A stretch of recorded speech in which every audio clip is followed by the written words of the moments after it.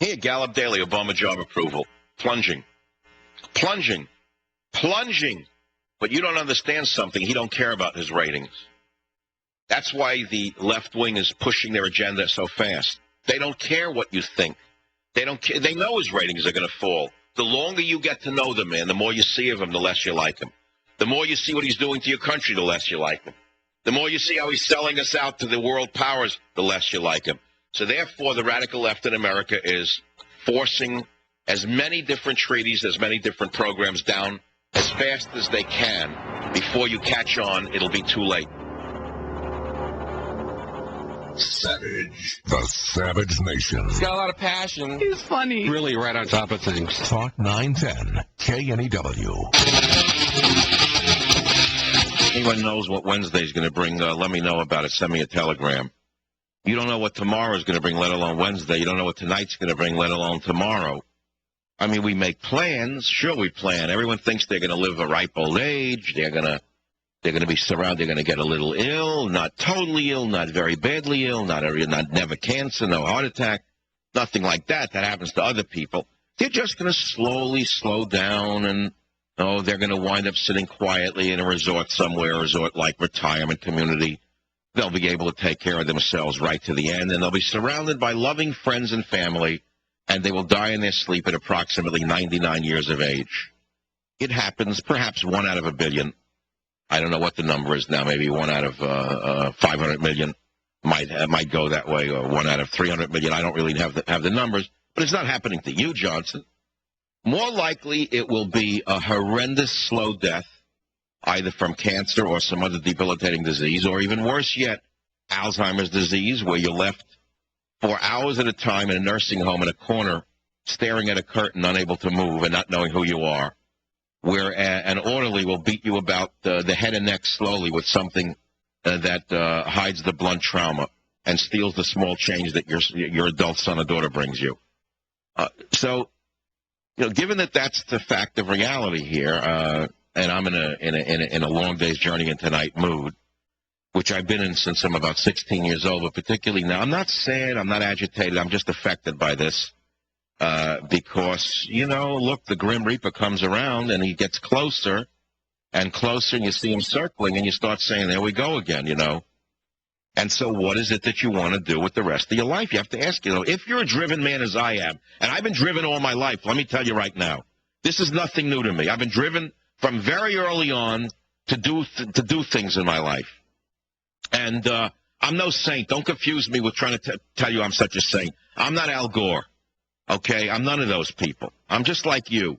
Maybe I'm a little luckier and maybe I'm a little more hardworking than some people, but I'm not different than the average intelligent person out there in some ways. In some ways, I'm a genius. In some ways, I'm a big idiot. I understand all of that. That's the human being. But I have a gift. There's no question I have a gift in radio. It's probably inherent. It's innate. Nobody taught me how to do radio, and look where I am after 13 years.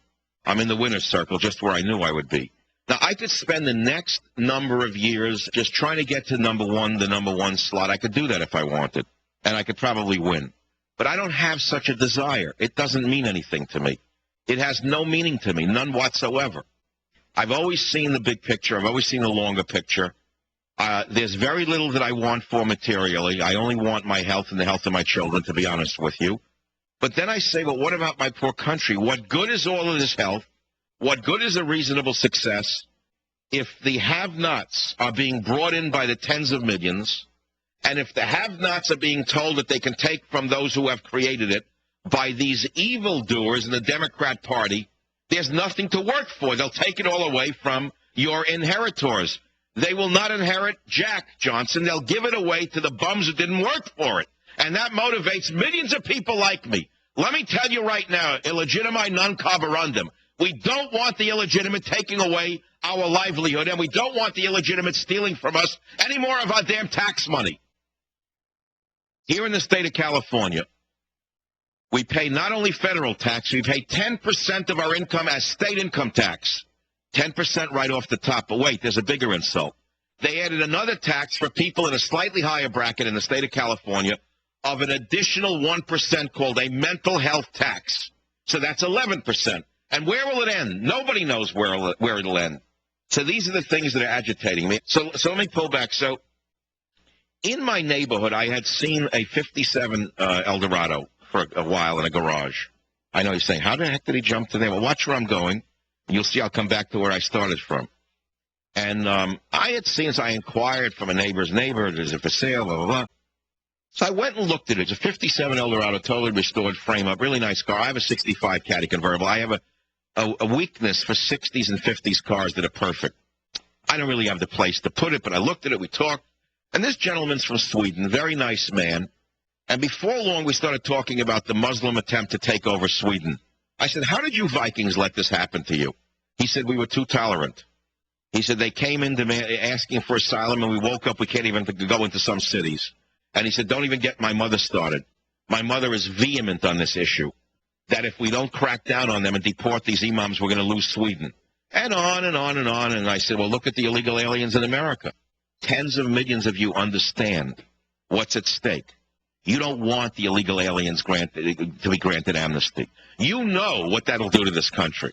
You know it'll give them the right to bring in 5, 10, as many relatives as they want. Within 5 years, you'll be living in Tijuana with all of the horrendous problems of Mexico on a street corner near you. And if you want to live in Mexico, then I suggest you go live in Mexico. But for God's sakes, don't make this great nation into that corrupt socialist dictatorship called Mexico.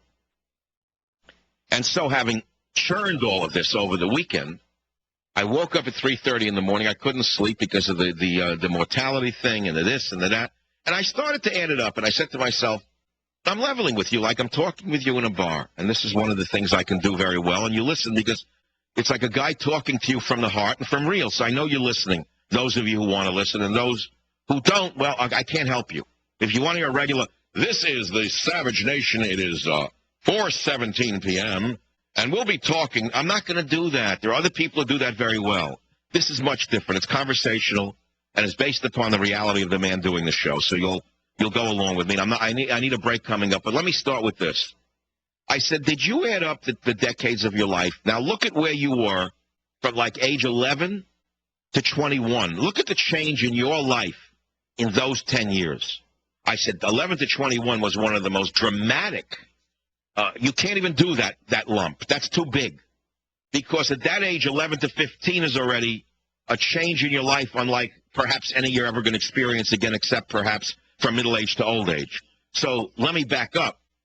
From like okay, let's start when I graduated college. How old? I don't even know how old I was. I entered college when I was, I've forgotten completely. I don't even know anymore. I'm losing track of it. I was like 16 when I went into, I was 16 when I got out of high school. I skipped the grade, and the way I was born, the month I was born, they put me in, blah, blah, blah. So I entered college at 16. I graduated college at 21. It took me 5 years because my father got a heart attack, and I had to leave school for a semester and go run his little store and sell various things and leave school. But the fact of the matter is, I said, well, now look where you went. Yeah, now I was thinking, like from there, from when you got out of college, 21, you were just a social worker on the Upper West Side of Manhattan. You were working with welfare grifters who were ripping the system off then, and you knew it. That's why you quit the welfare department. I have story after story. You say, like the road, how I became a conservative. Well, let me tell you where it started. It started when I was a welfare worker. They didn't call it anything else then. It's called welfare. You went and you gave them a little check, and you found out they were grifting everything under the sun on the side, making believe they were poor, those bums. Those bums didn't need the money. I needed the money. I lived worse than they did. And so they had furniture. I had a soapbox for a bed table. They had furniture we had to buy for them. But I don't want to go into that. It's too distracting. From age 21, never mind to 31, but from age 21 to 25, the things that occurred in my life, what I did with myself in those few years, I dragged myself out from a no career future as a lowly teacher. I went back to school to get a master's degree, and I didn't leave college till I got 2 master's degrees and a PhD from a great university. Now that's when my trouble began. Little did I know that the society had turned on white males who had no connections. Every sign in every university said white males need not apply. I almost feel like now moving away completely from the politics of the day, which I've been talking about, and almost going into, I don't know what I did last night, the bars I drank in. The people I ran into, how I feel a little hungover today. I always do very good shows when I have a slight hangover. Not a very severe hangover, but a mild hangover is very, very good for radio, I find. Let's see, what did I do last night? So as the curtain of night descended upon the Savage Nation's host, for some reason I went to a place that I haven't been for years. I used to hang out there a lot. It's an Irish bar, and I looked for my friend because I hadn't seen him in years. I stopped hanging out up there a number of years ago, and I went into O'Reilly's Tavern, and there was Miles, an old friend of mine running an Irish tavern. And we talked. I said, how's your son? He's 10 years old. Now, I haven't seen him in 5 years or more. I remember when he was a little boy in the bar. And I said, you know, I still remember your Irish, what was he, an Irish, what do they call those, giant dogs? He had a dog, Fian, and they only lived to 6. I love this dog. I watched him grow up in the bar.